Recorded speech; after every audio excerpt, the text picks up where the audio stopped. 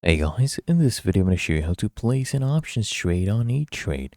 Once you're logged into your E-Trade account, come here, hit trading, then click here on options. And what you can do, you can search up your symbols, you can search up here as well. Let's do, for example, Amazon, so it's AMZN.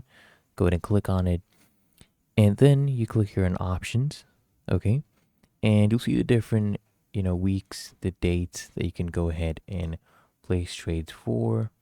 So let's say you're interested in these ones, you just hit trade and you select your strategy. So in this case, you can choose whether it's a call option or put option, right? You can choose your action as well, whether you're buying or on open, selling on open, buying on close, selling on close. Whatever your strategy is, let's say buy open, choose your quantity. You'll see the strike price right there.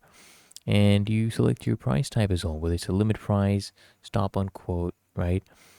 Or market price. And then you hit preview and just proceed with the trade.